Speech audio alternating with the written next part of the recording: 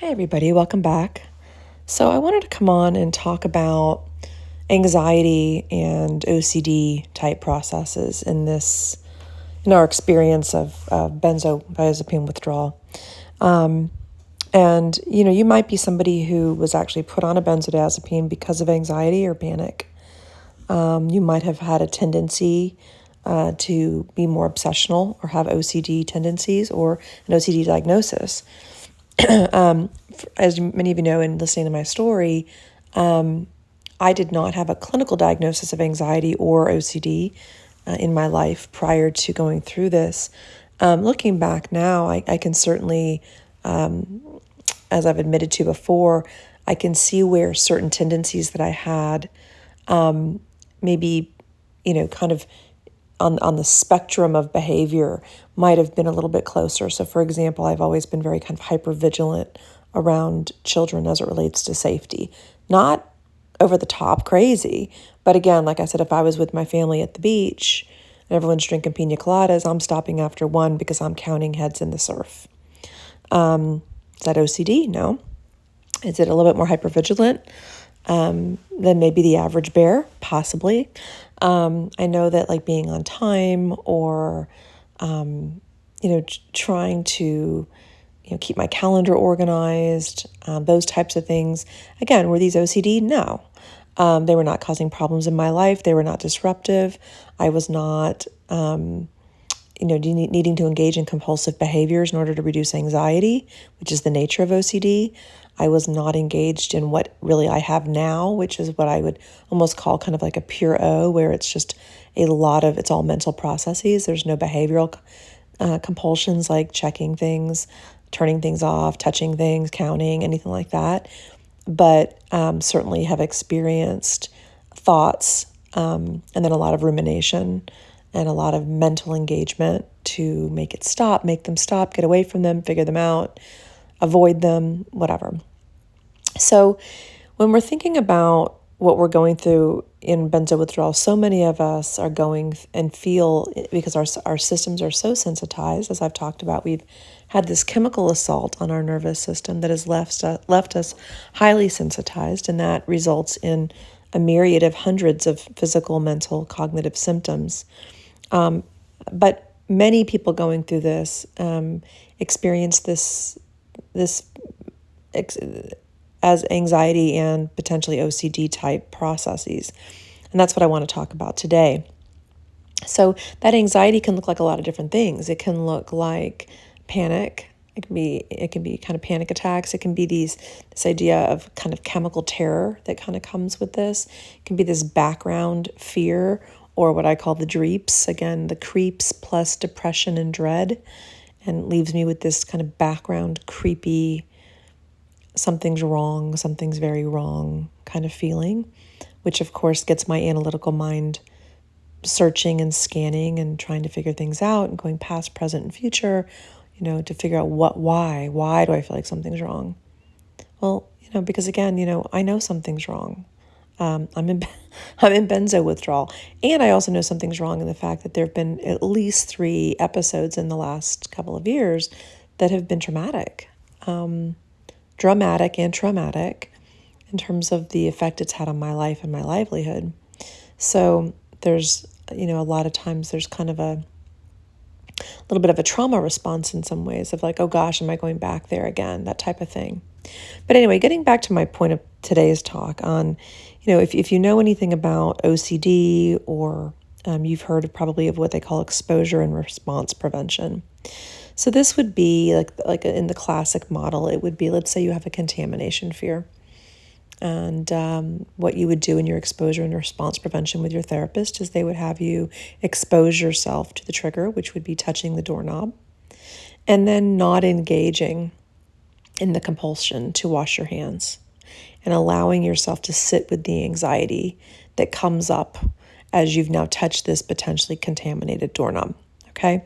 And the idea behind the classic model is, in terms of why this would be helpful and not just sadistic, is what they would call the habituation model.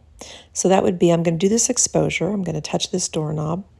And I'm going to feel this flood, this flush, this whoosh of anxiety that's going to come over me, and it's going to feel very physical. It's going to be very mental. Probably going to get a lot of scary thoughts. I'm going to have all kinds of uncomfortable feelings, and I'm going to feel this urge and feel this compulsion, feel compelled to behave, wash my hands, get someplace clean, right? And the habituation model says, well, the longer you don't do that compulsion, the more you let your body sit with that anxiety, that it will habituate to it. It will adapt to it. It will get used to it. And as it gets used to it, the anxiety will go down. So it's a little bit kind of like getting into a cold pool, right? And over time, your body adapts to the temperature of that pool. It may not be pleasant, but it's not as bad as it was when you first got in. And that's the habituation model. And while I do think it has its place, I don't think this has much of a place in my mind for what we're going through. I don't think, and I'm not even so sure how I feel about this in general. I don't know that I want to habituate to feeling horrible, right? Number one. Number two, I think what I have found for me is that this doesn't really work. And what's inherent in this model of habituation, I think anyway, is this idea of, well, why isn't the anxiety going down? If the anxiety is going down, I must be doing something wrong. I shouldn't be doing this if the anxiety is not going down. Okay, so there's this kind of idea in the habituation model of, if we habituate enough, if we stay exposed long enough to the trigger, and we live and float and swim around in that anxiety long enough, we will habituate to it. It will reduce. I don't like this model for us. But there's another model that I think makes more sense, and it really applies to a lot of what I've talked about in lots of my videos. And I've never used these terms, but it's basically what's called the inhibitory learning model. So instead of this idea of I'm going to expose myself, get flooded with anxiety, and eventually my body will kind of burn out a little bit. Eventually it'll get so used to that level of anxiety, it'll go down. Again, I don't like that model because I haven't actually found that model to work. Now, I never used it before Benzo Withdrawal because I didn't have a lot of anxiety or OCD type stuff. But since I've been in Benzo Withdrawal, that model doesn't work very well for me. What tends to work a little bit better is this inhibitory learning model. And this goes along with everything I've talked about forever about changing our mindset.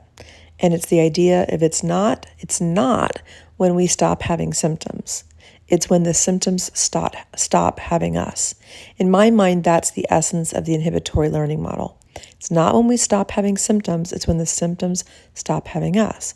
So I don't need to actually put together an exposure for myself. I don't know about you guys. I live kind of in a constant state of exposure. Life, getting up in the morning is an exposure. Brushing my teeth, trying to take a shower, working if I can, driving, whatever I'm doing. I don't need to kind of contrive a lot of exposures because I live with this 24/7 dreeps and discomfort and anxiety. Life itself in Benzo Withdrawal to me is its own exposure. But instead of believing in this habituation model, if I just flood myself with anxiety, eventually it's going to go down. Mine's not working that way. Mine's sticking around, and I imagine it will continue to stick around until it doesn't need to stick around anymore. So I prefer this shift in mindset. And the inhibitory learning model is basically based on what is my brain learning. So as I work to engage my life in whatever way I can, and again, when I was in very, very acute stages, maybe all I could do was get up and go to the kitchen and try to make myself something to eat. Maybe I could take a shower at night. It was very limited, okay? But there were still things I could try to do. They were still very uncomfortable. It wasn't like I enjoyed going into the kitchen and making something to eat, or I wasn't scared taking that shower at night. Now I'm driving, all around Houston and back and forth to and from and so my pool has turned into a lake. And it's my breeding ground is quite bigger, but I'm always uncomfortable. And so if I waited until I was more comfortable, if I waited until the anxiety went down, I probably just would never get out of my bed because the habituation model does not work for me in this. And so it's not about I must be doing something wrong because I still feel anxious. I must be doing something wrong because I still feel like I am at the edge of myself. I must be doing something wrong because I still feel like I want to, go running into traffic, and, I'm so, the discomfort's so high. I must be doing something wrong, or I shouldn't be doing this. The inhibitory learning model, in the way that I've been talking about mindset shifts and Claire Weeks and all of this, is teaching my mind, like, okay, I can actually tolerate this. I would love for it to go away. And I believe in time it will go away. But what I'm teaching my brain is that as I'm driving and I'm feeling shitty and scary with me, I'm teaching my brain I can drive while shitty and scary are with me. If I take myself to a restaurant and I feel terrible, I could do what I always do, which is just retreat. Okay. And again, if you hear this, I really want you to hear this with no judgment. I don't know where you are in your process. Okay. And my process changes week to week.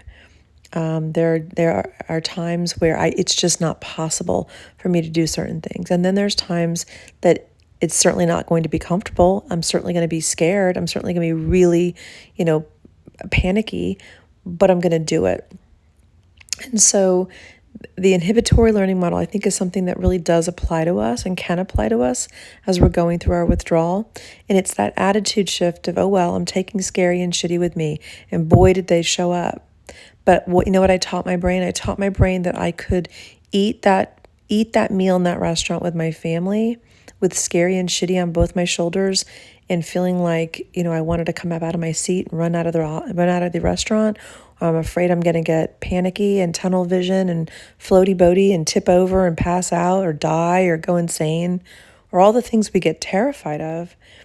But what happens is, as we don't go insane, because we won't, as we don't, run out of the restaurant, which hopefully we can try not to, we're teaching our brain, okay, I can be with scary and shitty. I can be with panic. I can be with terror. I can be with distress. I can be with discomfort.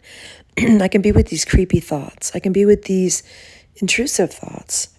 And my attitude towards it is, leave it alone. Just leave it alone. Oh, well, scary and shitty are here. Oh, well, there's that thought again. Oh, well, there's that feeling telling me run out of the building, get home, get out of here.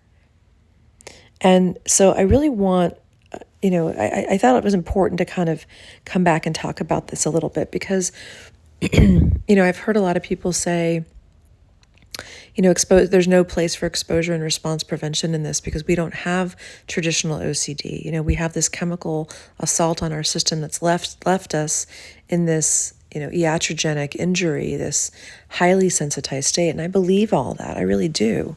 And that's why I think the habituation model won't work for us, because I don't think that my adrenaline and cortisol are actually going to stop fueling. I don't think I can flood myself enough to where it runs its course. Because you'll hear that sometimes in some of these people that work with anxiety and OCD, is they'll say, it'll peak and it'll run its course. Well, I don't know about you guys, but I don't know what kind of pipes I've got going on in my brain, but I've got seemingly an endless supply of norepinephrine, adrenaline, and cortisol. And there's no amount of flooding that seems to be able to make this stop. So the only way I've been able to approach it that gives me any forward movement is not trying to let it run its course, not trying to burn it out necessarily in terms of, okay, it's been an hour, it should be burning out by now. Maybe not. Maybe in systems like ours, this stuff just keeps flowing, okay? So the inhibitory learning model, or the mindset shift that I'm talking about, is kind of, and I told you about that guy, Vacate Fear, that I love. It's just let it burn. Let it burn. Let it be there. But the minute that we let it burn and let it be there, and then we look half an hour later and think, why is it still here? Why do I feel worse? Or why does that thought seem louder? There's no point in doing this. Okay, there is a point in doing this, because at some point, and I really do believe this, we can teach our brains, even while we're in withdrawal, that we can do certain things while we feel scary and shitty. Now, like I said, I want to be really careful here, because I feel scary and shitty all the time. There are days that I feel terror and horrendous. And on days that I feel terror and horrendous, the things that I might be able to try to do might be far less. Like I said, that day it might be, let me plant myself on the couch to do this recording rather than from my bed. But when it's a scary and shitty day, my goal is, I would love for scary and shitty to go away. I would love for terror and horrendous to never come back again. But that doesn't seem like that's the lot I've been given right now. I don't know how long scary and shitty and terror and horrendous are going to be my constant companions, but they are. And I mean constant companions. And so, yesterday was a really interesting day for me. I had wrapped up a really tough week at home with a loved one that had passed away, and I seem to be like the Pied Piper for children and stray animals. And this stray dog found me on Saturday. I'd gone out to, felt well enough to go watch my nephew play baseball. And while I was sitting there, it was really cold in Houston, and this shivering dog walked by and stopped at my blanket and then got in my lap. It was like a really small lab type dog. And I held this dog for 3 hours, 2 baseball games. And at the end of the night, it was clear as everyone was wrapping up and going home, this dog didn't belong to anybody. And I was stuck with this dog. And I'm in Houston. I don't live in Houston. Everyone in my family either has dogs or lives in places where they can't have dogs, or, we've had this death in the family. It was not a good time to have this stray. My point of bringing this up is I was struggling. I've been struggling for a little while. I got through the week. The last thing I needed was a stray. And my mornings are always tough. But Monday morning I got up, and guys, I will just tell you, I felt so sick Monday, and we had a little bit of a complication with the family, so I needed to stay in Houston longer. On top of that, I had this stray dog. I couldn't find any shelters for this dog that were non-kill shelters. I couldn't stomach putting him in a kill shelter. I was calling agency after agency after agency. It took all day, and I was literally helping my family and then driving around Houston all day. And I couldn't leave my family members to take care of this because they're in distress. So I'm taking this on and doing other things. But my point in bringing this up is that there were several times on Monday where I was in tears. And it was because I didn't feel scary and shitty. It was because I felt terror and horrendous. And I kept thinking, I'm not going to make it. The feeling I had was, this is not survivable. This is not a survivable feeling. I am not capable of handling this. I am not capable of taking this on. I am not going to be able to see this through. I am scared. I cannot be driving by myself. I cannot be responsible. But somehow I just kept doing it. And what I want to tell you about that is I'm not saying this to give myself a pat on the back. And I'm not saying this because I think it was the very best thing on a terror and horrendous day to be out doing what I was doing. I'm saying it because I didn't go crazy. I didn't die. And while the feelings never got better, they never went away, they never died down, at the end of the day, I had accomplished something. And that's how I looked at all last week. There were moments when scary and shitty morphed into terror and horrendous. But I kept going, and the feelings never stopped. They never got better. And sometimes they got worse. But my brain learned, okay, I'm not going to go insane. My brain learned, okay, I'm not going to implode and run into traffic. Okay, and again, I want to be very careful what I'm saying here, because I have absolutely had times in this process, months and months and months and months at a time, where doing what I did Monday was just not possible. It's like Chris Page sometimes says when he talks about his 3.5-year akathisia, he'll tell, and people were like, well, I didn't have the luxury of not working. He was like, guess what? I didn't either. I went bankrupt. I left my profession because I had no choice. So believe me, I don't want you to hear this and say, Jennifer, I can't do what you're doing. That's okay. I couldn't do what I'm doing now 1.5 years ago. Okay, I couldn't. But what I want us to hold in mind as we're trying to heal through this is, yes, I would, as I've said in different videos, I would love it if I wake up one day and all of it's gone. All of it's gone away. What I know about myself is that I have gotten really good and scared by how bad things have gotten several times in this process. And as a result of that, I engaged in months and months and months of highly avoidant behavior. Many of those months I wouldn't have been able to do much about it. But towards the end, what I began to do was to just start to try to understand, what does it mean to take terror for a walk? What does it mean to take horrendous into the kitchen and make my own food? What does it mean to take scary and shitty in the car with me on a better day? And so this idea of inhibitory learning, that model, makes a lot more sense to me in terms of exposure and response prevention. Think about it. We're living in exposure. So the response prevention is the piece that I'm so interested in. And the response prevention that I have found for myself and can say to you guys that I would wonder if it would be helpful to practice. The exposure is happening every day that you wake up in benzo withdrawal.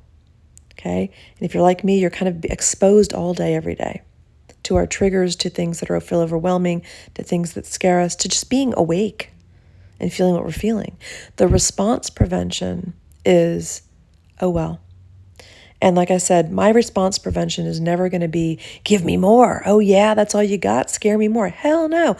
I am scared to death. I don't need any scarier thoughts. I don't need any more physical distress. I get the logic behind the counterintuitive response. For me, it does not feel like it can work for me. But what does work for me is to be like, okay, oh well, scary and shitty are here. Let's go. Let's see what I can do. Let's just do this. Not, let's see what I can do and let me see if I can reduce this anxiety. Let me see what I can do and see if I can make this go away. I will lose every single time, as will you. Because the minute you start checking to see if it's reduced, the minute you start checking to see if it's still there, the minute you start checking you're engaging. And that's a mental compulsion. And the minute you start engaging, you've activated the system again, right? Because it's told your brain, oh, this has value. This thought's important. This heart palpitation was important. This bout of panic is important. And so the inhibitory learning response is much more along the lines of the mindset shift that I talk about in terms of, oh, well, okay, I feel scared and shitty. And let's see what kind of living I can do alongside scary and shitty. And would it be amazing if they left? Yep. Have they left? Yeah, I've had moments where scary and shitty have left. But it's never happened because I did something right or I did it correctly or, it left because it left. It left because my body allowed me to have less of a surge of cortisol and adrenaline and norepinephrine. And I think in part it left because, like, for example, like driving from Brenham to Houston, I always feel scared and shitty when I do that. I rarely feel horrendous and terror. I used to. And so, but I kept going and saying, oh, well, I'm going to go to Houston whether I feel horrendous and terror or not. So in a way, driving to Houston is no longer an exposure. Weirdly, going for a walk in a nearby park that I'm not familiar with sends a shot of terror through me like you cannot imagine. And so that may be something in a couple weeks that I'm like, I'm going to go and walk that park. And I'm going to be taking terror and horrendous with me. And I don't have to go walk 5 miles. I don't even have to go walk a mile. I can just go walk for 10 minutes. But my attitude while I'm doing it can't be, oh my God, this is awful. Oh my God, this is terrible. Oh my God, why won't this leave me alone? Oh my God, I got to get back home. Because if that's my attitude while I'm doing it, I'm not only am I not living, I'm certainly never going to send any type of message to my brain that it's safe. So I'm going to take horrendous and terror with me one day to that park, and I'll let you know how it goes. And I'm going to walk around and I'm going to feel horrendous and terror. And I'm going to say, I feel you. I gotcha. I see you there. Okay. Oh, well. Not, oh my God. Get me home. Let me get out of here. I got to get out. No. Because the minute I do that, I've given it more value. I've communicated to my brain, I can't do this. I've communicated to my brain, you're right. There is a saber-toothed tiger behind me. You're right. I do have, schizophrenia and dissociative identity disorder, and I'm probably also bipolar and bipolar 2. I probably have borderline. Yeah, I have all that. Yep, you're right. No, I'm not going to do that. I'm going to take horrendous and terror with me. I'm going to notice it. I'm going to say, yep, I see you guys. I feel you guys.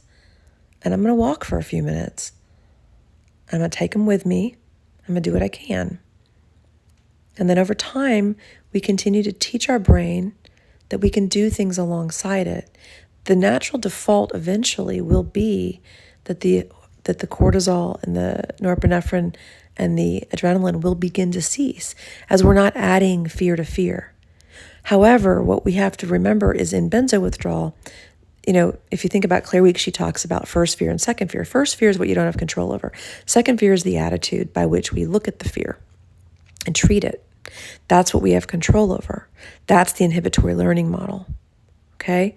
The first fear, that flood that we have, that chronic feeling we're left with, we don't have a lot of control over that. The, oh my God, make it stop. Why is it still here? I'm doing everything right. This is terrible. I'm not going to make it. I feel like I'm going to go insane. I'm going to come out of my skin. I'm at the edge of myself. I can't do this one more minute. That's adding and fueling the fear to the fear. And that we do have some say in that. And the more we can practice a different attitude, the more it teaches our brain, okay, it feels terrible to feel horrendous and terror. But it's not going to kill us. We're not really being chased by a tiger, even though every fiber of our being is telling us we are. Okay? So I wanted to just come on, and I've talked about this in lots of different ways, but I haven't really used the words habituation and the inhibitory learning model. And I really like coming back to this because if you do the research, you go out there and look around, you hear these things. And like I said, a lot of people will say, traditional ERP, exposure response prevention, doesn't work in benzo withdrawal. And I agree with that. Number one, I don't think we have to have contrived exposures. I think we live in a state of exposure. Number two, but I do think response prevention is something we can practice because response prevention is just that. It's choosing our response to the fear that's coming through us that we don't have a lot of control over. Okay? Anyway, I hope this was helpful, guys.